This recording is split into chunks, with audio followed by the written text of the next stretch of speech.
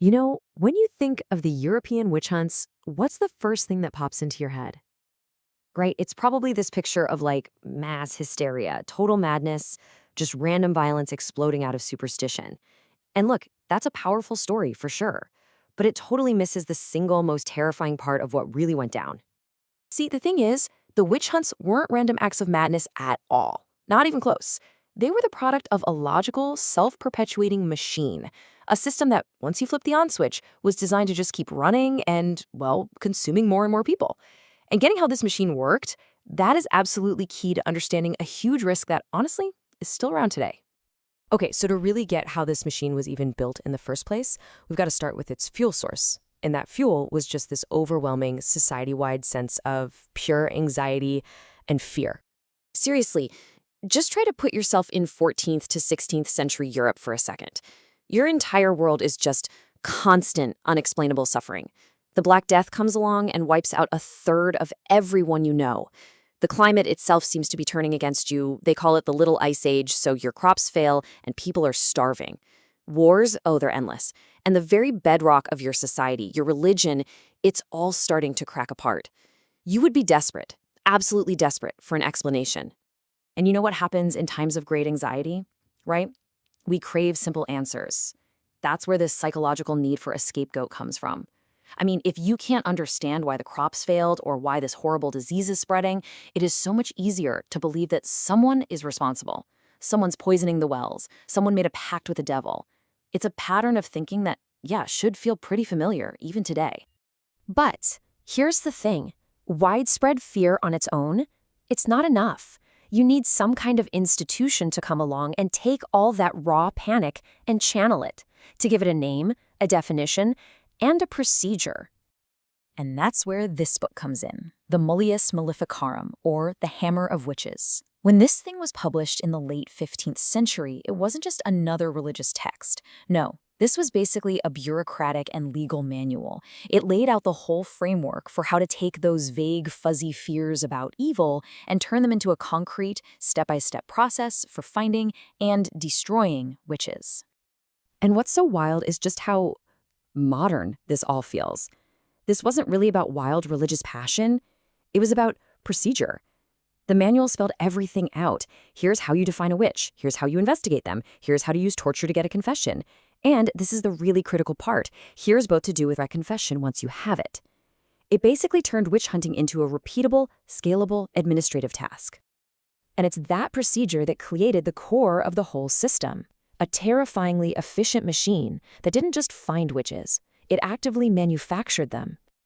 So here it is. This is the feedback loop at the heart of the entire machine. It all starts with one accusation. Then the accused person is tortured until they confess. But a confession isn't enough. To make the unimaginable pain stop, they're forced to name their accomplices, other witches. And boom, just like that, the authorities have a brand new list of suspects. The process starts all over again.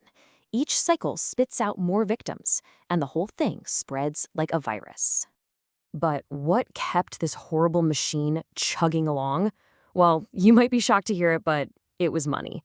A powerful economic incentive. The witch trials were literally a business. Think about it. The fees for the jailer, the torturer's salary, the judge's bonus, even the executioner's fee. It was all billed directly to the accused person's family. Every single new accusation was a new source of revenue for the local government. And if that wasn't enough, on top of all those fees, the state or the local lord could often just confiscate the property of anyone who was condemned. This created this just awful incentive. It meant you weren't just targeting the poor and isolated anymore. Now, anyone with a bit of land or wealth became a target, especially independent women, like widows who owned property. So the system wasn't just self-replicating, it was actually profitable. Okay, so let's recap. We have a system that creates its own victims and it pays for itself. The big question then becomes, how did this thing go from a local problem to a continent-wide, plague? The answer, believe it or not, was a game-changing new technology, the printing press. All of a sudden, you could mass-produce pamphlets filled with shocking confessions, lists of accused people, and these how-to guides for witch finders. This was basically the 16th century version of social media. It was an information technology that acted like a massive amplifier for panic, spreading the blueprint for this witch hunt machine from one town to the next. Now, this brings us to a really common misconception. A lot of us have this idea of a single, powerful, centralized church inquisition running the whole show. But the reality? It was way more chaotic and decentralized. Most of these hunts were run by local courts and secular rulers. It was a way for them to manage public fear, show everyone who was in charge, and, yeah, you guessed it, make some money. So the question is, how on earth do you stop a machine like this?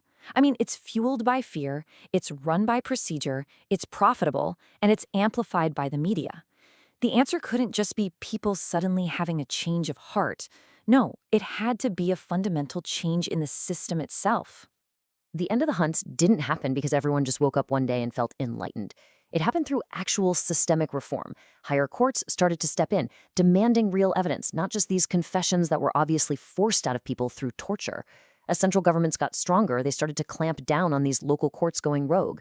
And maybe most importantly, these new, modernizing states realized that a stable population that pays taxes is way more valuable in the long run than the quick cash you can make from the fear business.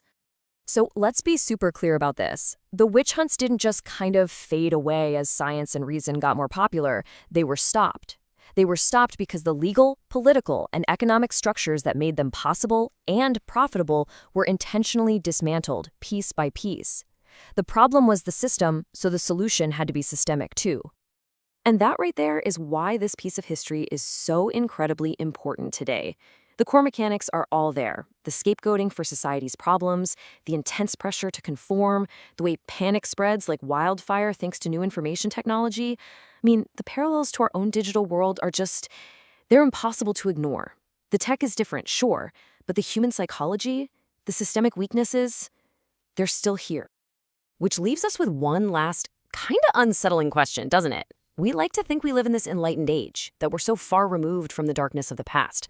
But when you really look at the systems we've built today, and you see how easily fear can be turned into a weapon inside them, are we really so sure we've dismantled that machine for good?